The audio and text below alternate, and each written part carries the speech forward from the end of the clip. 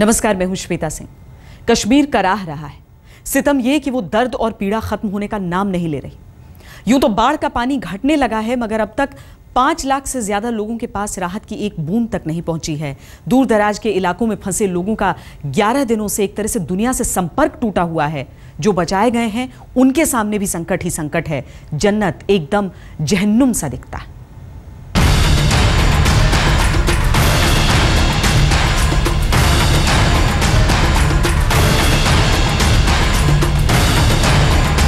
हर तरफ तबाही का मंजर, हर तरफ बर्बादी की विभीषिका।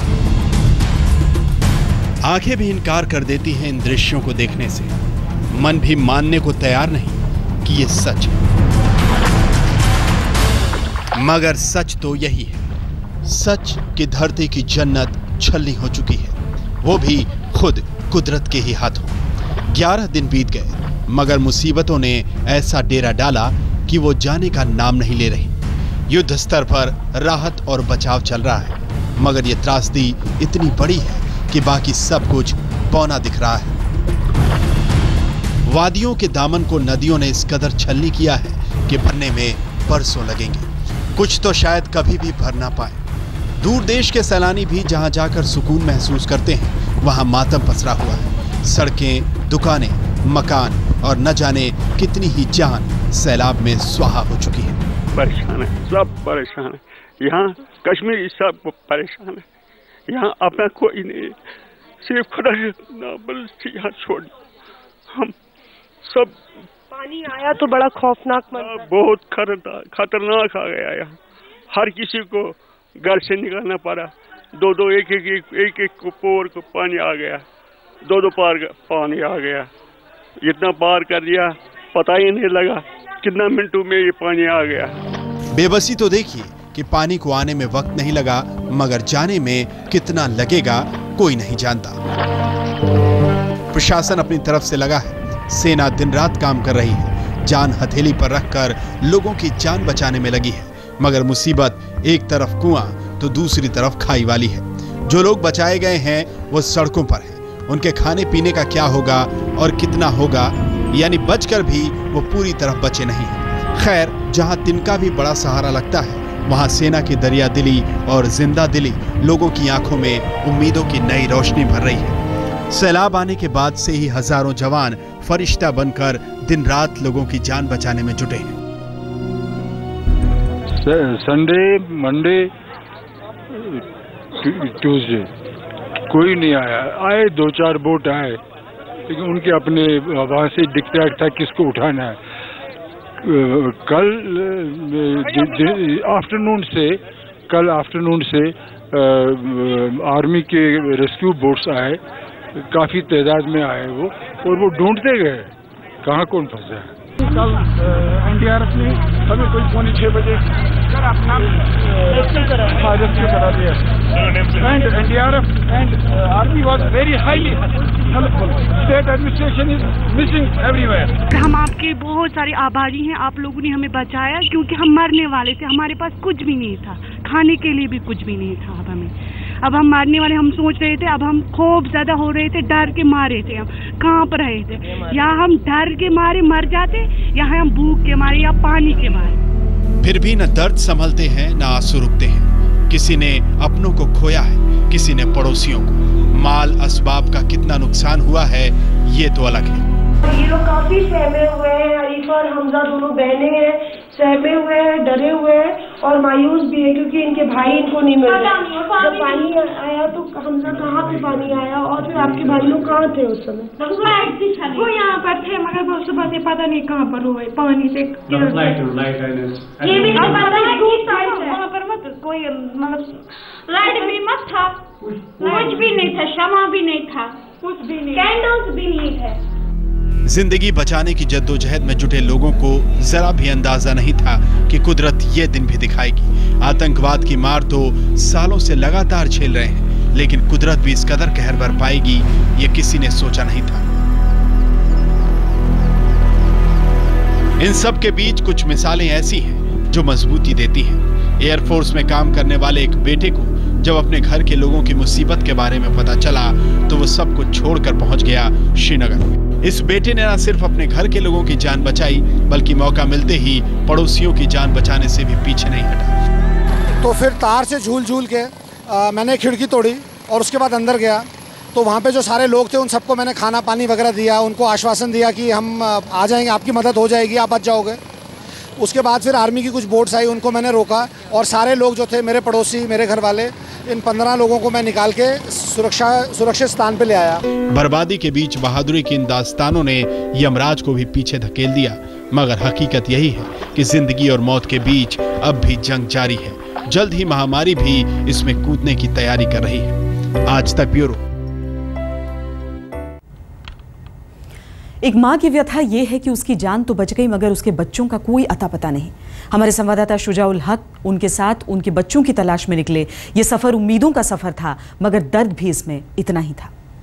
बाढ़ का पानी उतरने लगा है लेकिन अब जो मुसीबतें और जो ट्रेजेडीज हैं वो सामने आ रही हैं। इस वक्त हमारे साथ एक ऐसी औरत है, एक ऐसी महिला है जिसके साथ हमने पहले भी बहुत काम किया है। उनके हस्बैंड मिलिटेंसी की वजह से करीब 15 साल पहले खो गए हैं और वो बहुत बड़ी सक्रिय रही है कैंपेनिंग में, ताहिरा। और आज एक और मुसीबत इनके साथ आई है। इनके 2 बच्चे गायब हैं। अपने घर से निकलते निकलते ये अपने 2 बच्चों को साथ नहीं उठा पाई। ताहिरा, आपके साथ क्या हुआ था उस समय और किस तरीके से आपके 2 बच्चे आपसे छूट गए, बताइए। जी, एक बच्चा हमारे साथ था वहाँ पे, तो एक बच्चा सुबह शामी को गया था, वो यहाँ पे मनवार साइड गया था शामी को। तो उसने बोला था मैं सुबह ही आ जाऊंगा, कोई बात नहीं है, पानी जैसा आएगा तो मुझे कम से कम आप मुझे पता करना। तो हमने जब फोन किए तो फोन भी नहीं लग रहे थे उस टाइम। तो जो दूसरा बच्चा हमारे साथ था घर में, वहाँ उन्हीं के घर में था हमारे साथ। तो जब एक बोट वहाँ से लड़कों ने लाई, हमने सबने उसमें छलांग मारी, हम निकलने लगे तो वो भी वहाँ से छलांग मारने वाले थे उसमें। तो इनने क्या किया, आर्मी ने क्या किया, उन्हें बोट निकाल दिया वहाँ से। तो बच्चा वहीं रहा।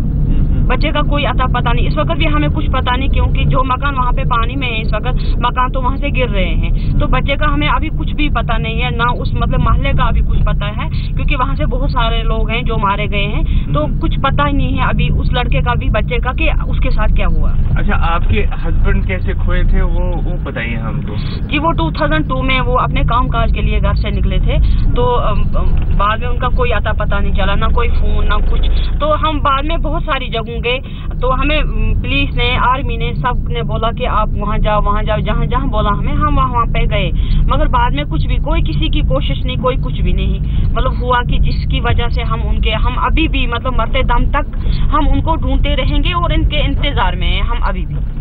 ये है ताहिरा जो पहले ही काफ़ी मुसीबत झेल चुकी हैं। इनके जो हस्बैंड है वो 2002 से गायब हैं। मिलिटेंसी और जो सिक्योरिटी सिचुएशन है उसकी वजह से काफ़ी दिनों से ये इनको ढूंढ रहे हैं और अब इनके 2 बच्चे इस बाढ़ की वजह से गायब हैं। हम कोशिश कर रहे हैं कि इनको अब इनके कैंप तक पहुंचाएं। मैं खुद ड्राइव कर रहा हूं इन मुश्किल हालात में कि उम्मीद यही है कि किसी न किसी तरीके से के 2 बच्चे इनको मिल जाएं। कैमरामैन तारिक लोन के साथ शुजाउल हक, श्रीनगर, आज तक। यूं तो ऐसी आपदा की चेतावनी समय समय पर विशेषज्ञ देते रहते हैं मगर पूर्व की सरकार उसकी रिपोर्ट पर सोती रही। आज जब घाटी में मातम पसरा है तो हाय तौबा मची है। खैर, मौजूदा सरकार के सामने भी चुनौतियों ने आसमान से लेकर जमीन तक मुंह फैला रखा है। रोटी की आस में लाइन लगाकर खड़े लोग ये उन खुशनसीबों में से हैं जिन्हें एयरलिफ्ट कर या नाव के सहारे ऊंचे इलाकों में लाया गया है। मगर इनके सामने में भी चुनौतियां सुरसों की तरह मुंह बाए खड़ी हैं। जान तो बची मगर जिंदगी को चलाने के लिए दाना पानी भी चाहिए और सिर छुपाने का ठिकाना भी। जद्दोजहद जारी है और सरकारी इमदाद भी। हमारा लक्ष्य केवल इतना ही है कि जो बाढ़ से पीड़ित हैं उनको अधिकतम राहत कैसे पहुंचाई जा सके, चाहे परिस्थितियां कितनी भी प्रतिकूल क्यों न हों। उन सब के बावजूद लोगों तक राहत पहुंचाना राज्य सरकार के सहयोग से हम लोगों की जिम्मेदारी है। हम राज्य सरकार को सेंट्रल गवर्नमेंट के द्वारा मैक्सिमम असिस्टेंस जो भी डिमांड की जा रही है हम उसे पूरा कर रहे हैं। वाकई सिर्फ कश्मीर और कश्मीरियों को ही नहीं पूरे हिंदुस्तान के जवानों पर फक्र है। वो अपने फिक्र किए बगैर लोगों को बचा रहे हैं। सेना, एनडीआरएफ, सीआरपीएफ की टीम दिन रात एक कर अब तक करीब 1,30,000 लोगों को बचा चुकी है। सेना के 30,000 जवान दिन रात राहत के काम में जुटे हैं। सैलाब वाले इलाके में सेना के 84 हेलीकॉप्टर और एयरक्राफ्ट लोगों को बचाने और राहत पहुंचाने का काम कर रहे हैं। श्रीनगर के ज्यादातर अस्पतालों में पानी घुसने की वजह से संकट और गहरा गया है। यह एक प्रकार की राष्ट्रीय आपदा है। मैं सराहना करना चाहता हूं भारत की सेना के जवानों का, चाहे वह आर्मी के जवान रहे हों, चाहे इंडियन एयरफोर्स के रहे हों, चाहे हमारे नेवल फोर्स के रहे हों।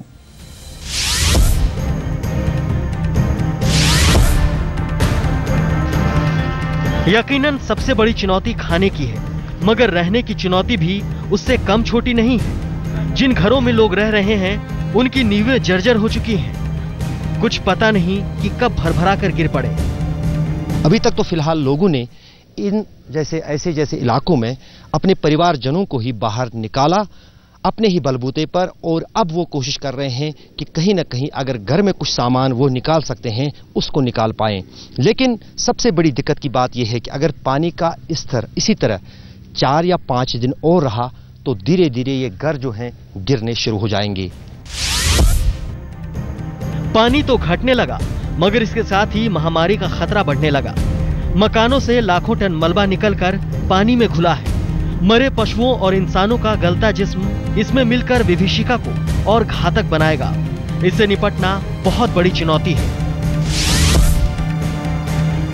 हजारों लोग चोटग्रस्त हैं। जैसे इस बच्चे को ही देखिए, बड़ी मुश्किल से प्लास्टर तो चढ़ा, मगर दवाइयों का मुकम्मल इंतजाम आसान नहीं। प्रधानमंत्री ने घायलों के लिए 50,000 रुपए का ऐलान तो कर दिया, मगर असल परेशानी यही है कि इलाज कहां से होगा जब खुद अस्पताल ही बीमार पड़ चुके हैं।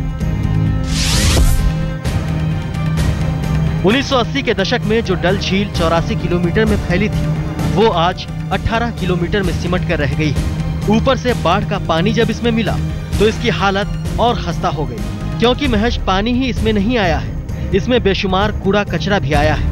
ऐसे में इस झील के सामने वजूद का संकट पैदा हो गया है और